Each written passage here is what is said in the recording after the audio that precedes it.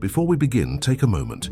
If you believe that some heroes never stop protecting, even off duty, subscribe to Silent Heroes Stories and stay until the end. And tell us in the comments, would you trust a retired police canine with your baby? Because what happened in this living room changed everything. Ranger was no longer on active duty. No badge, no vest, no patrol car waiting outside. But some instincts never turn off, especially not his. The argument echoed through the house again, sharp and familiar, bouncing off the kitchen walls like it had 100 times before. "I'm done, liar!" Damon slammed his hand against the counter, making the silverware rattle. "I can't live like this anymore. That dog has to go." Across the room, Ranger lay quietly near the doorway, a large German shepherd graying slightly around the muzzle, body relaxed but alert. His ears flicked at Damon's raised voice, not in aggression, but awareness. Laya tightened her hold on their daughter. Baby Riley stirred against her chest, startled by the tension, her small fingers curling into the fabric of Laya's shirt. "He's not dangerous," Laya said, her voice trembling despite her effort to stay calm. "He's protected people his entire life. He's a police dog," Damon shot back, "trained for threat, trained to react." Ranger didn't move. His eyes stayed fixed on Riley, unblinking, watching every breath, every tiny movement. "That's exactly why I trust him," Laya whispered. Damon laughed bitterly. "You're blinded by emotion. Every time she crawls, he follows her. Every sound she makes, he's right there. That's not normal." Riley let out a small babble. Ranger's head lifted instantly. Not fast, not frantic, precise. Ranger had come home with them 6 months earlier. A medical retirement. Too many years. Too many calls.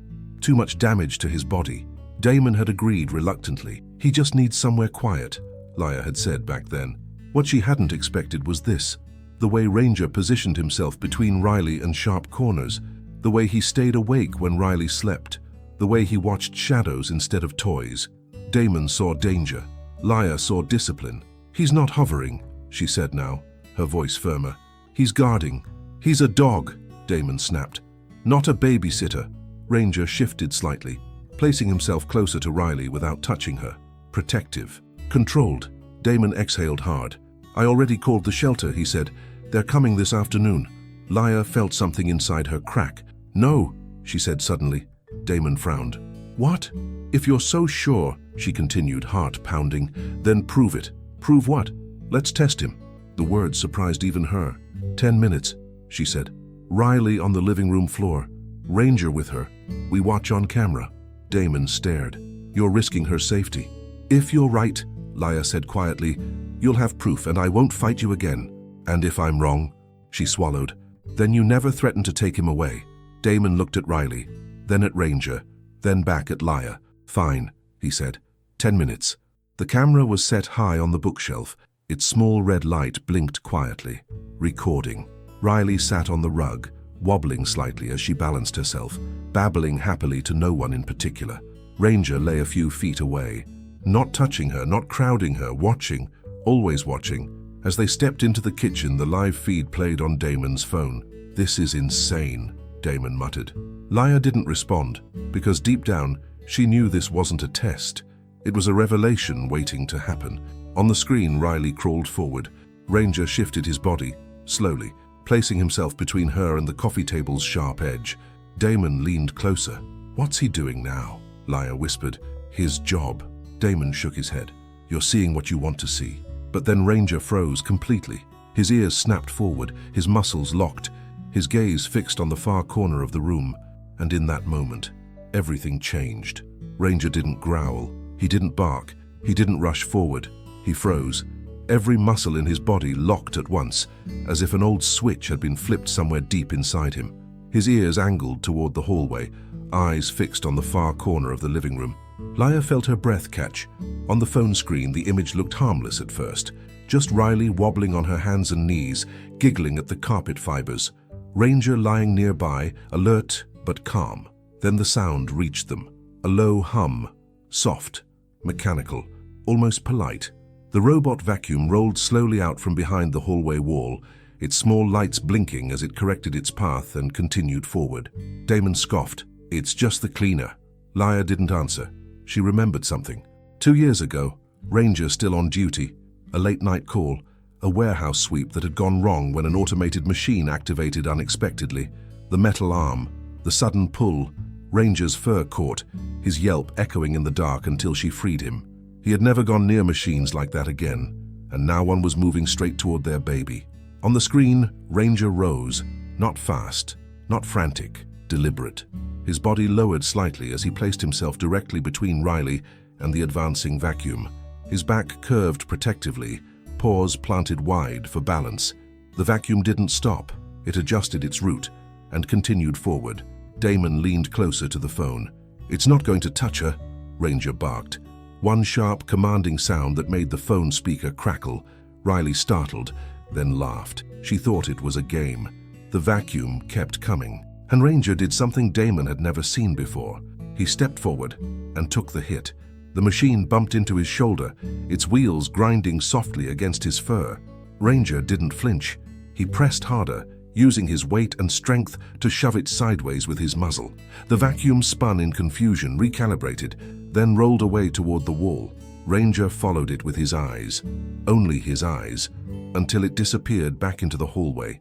Then, and only then, did he turn back to Riley. He lowered himself beside her and curled his body around her small frame, his back forming a solid barrier between her and the rest of the room.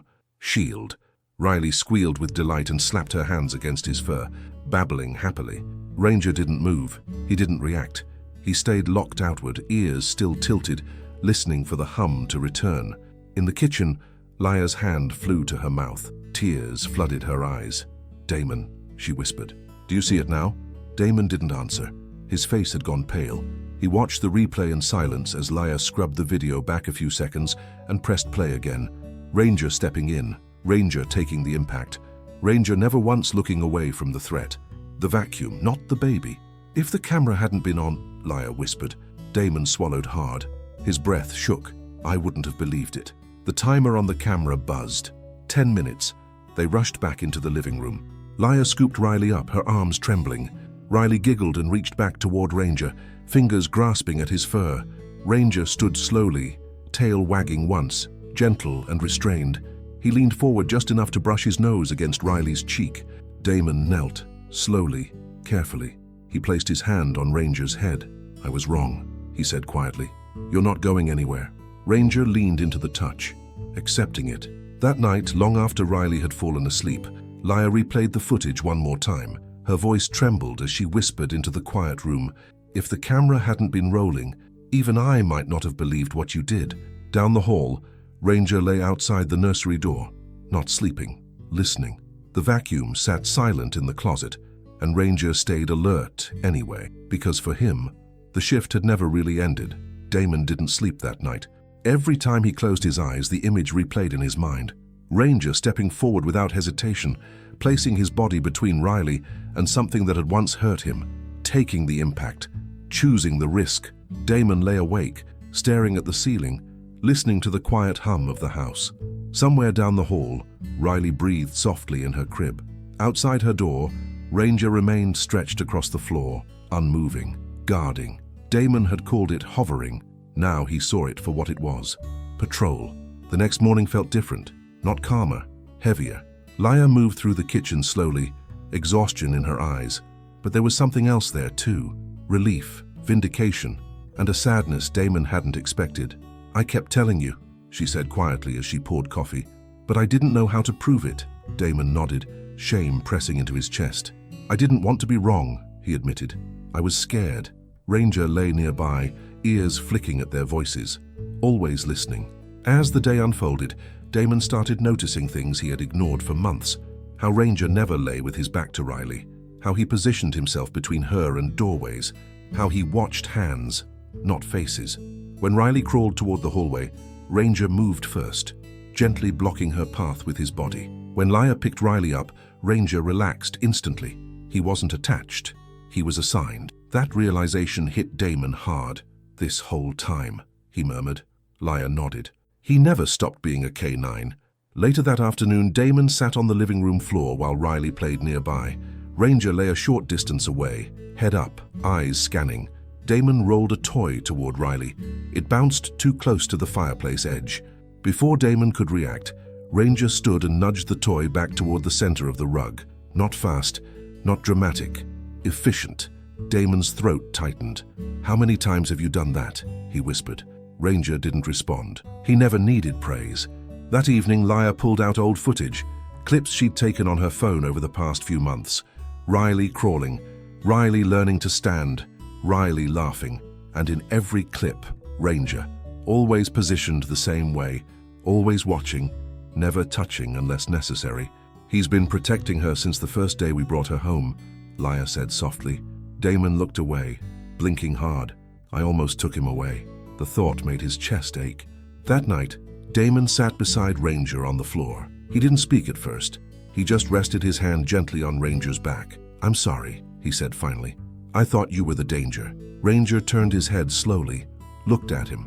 No resentment, no fear, just calm understanding.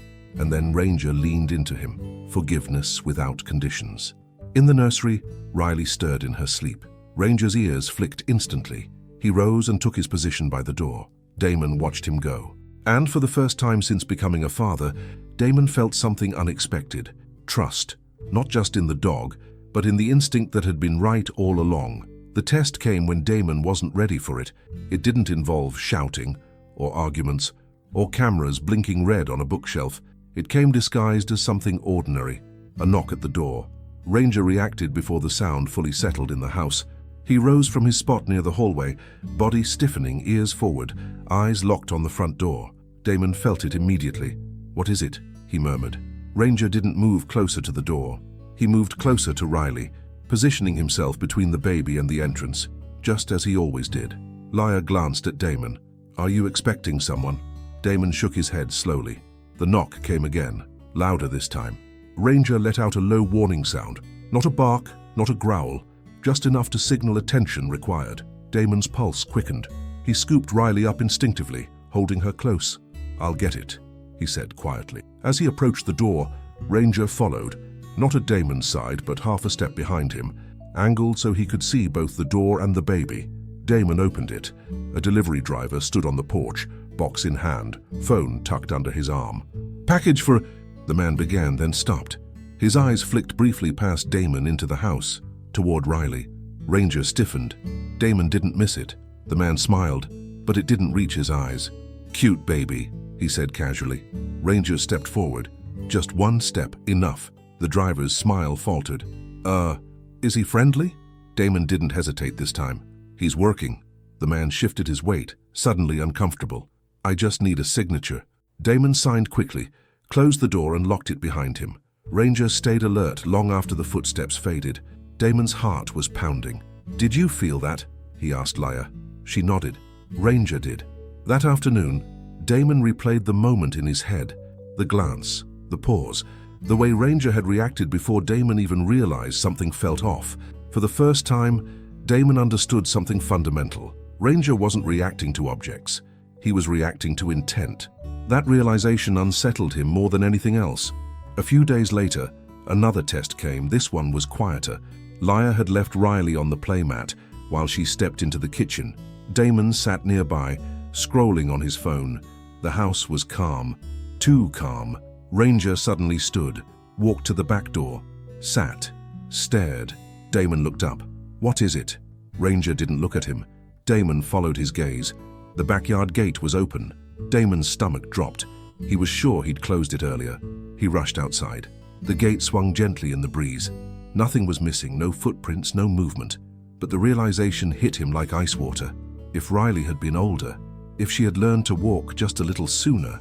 Damon closed the gate with shaking hands.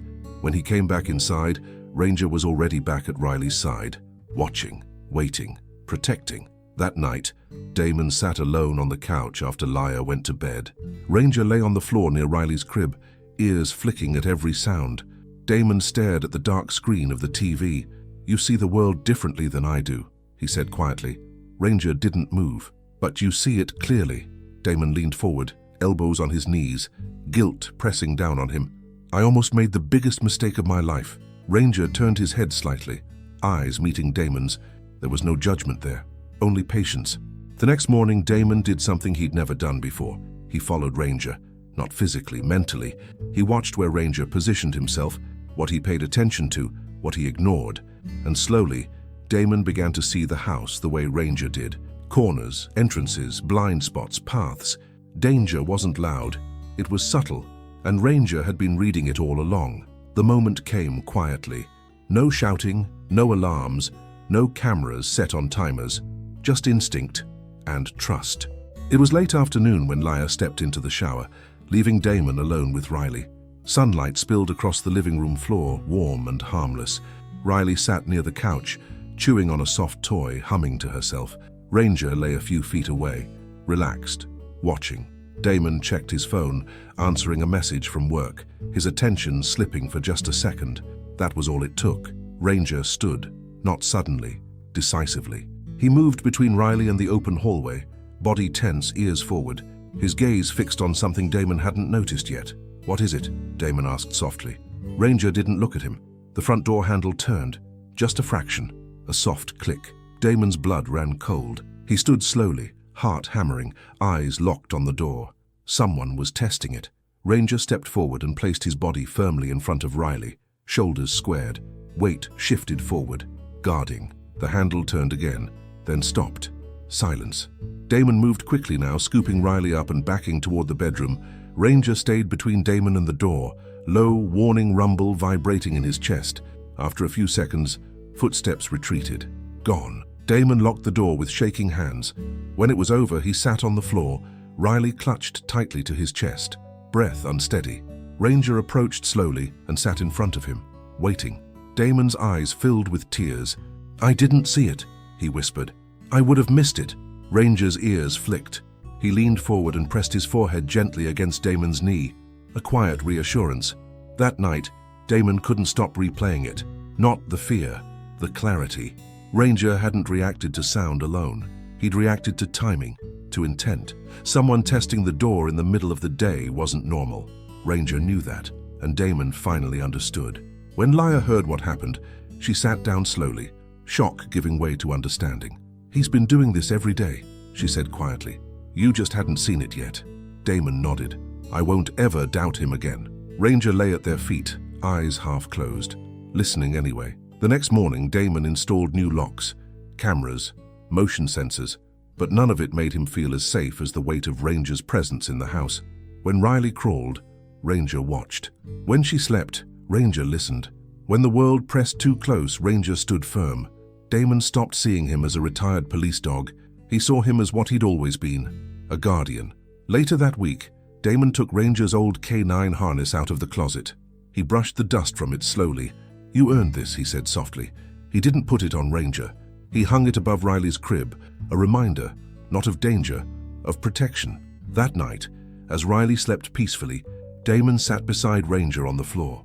"I trust you," he said, fully, completely.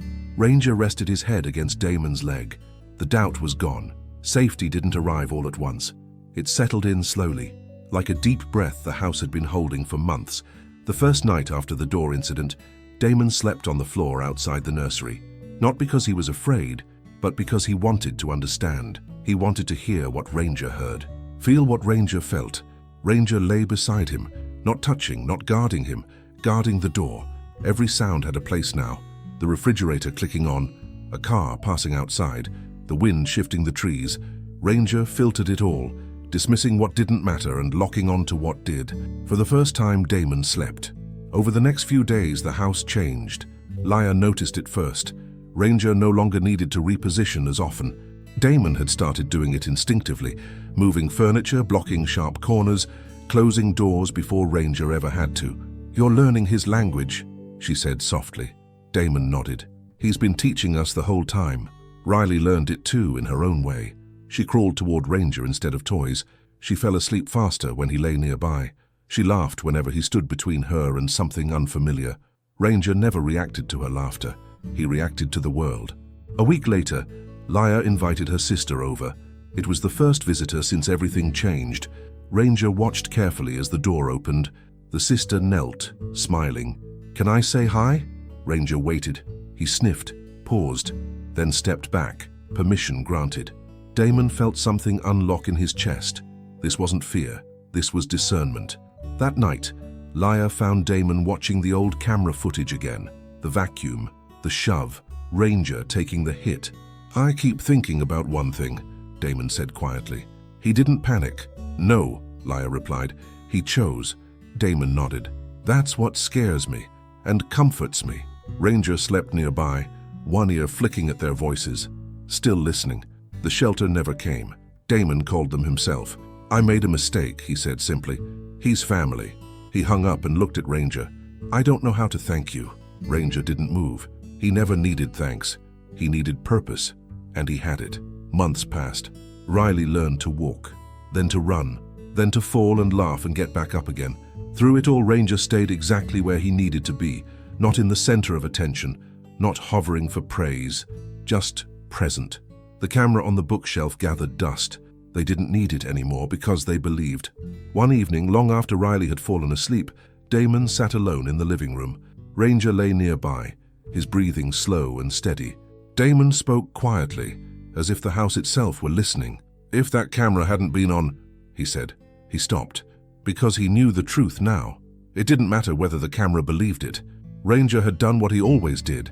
He had assessed the threat, positioned himself, protected the vulnerable, and stood his ground. Riley grew up thinking this was normal, that dogs watched doors, that safety had a shape and a heartbeat. That love sometimes stood between you and danger without making a sound, and maybe that was Ranger's greatest gift. Not just saving her once, but teaching her what protection looks like. On Ranger's collar hung a small tag. Not a badge, not a title, just one word: Guardian. He didn't need anything else.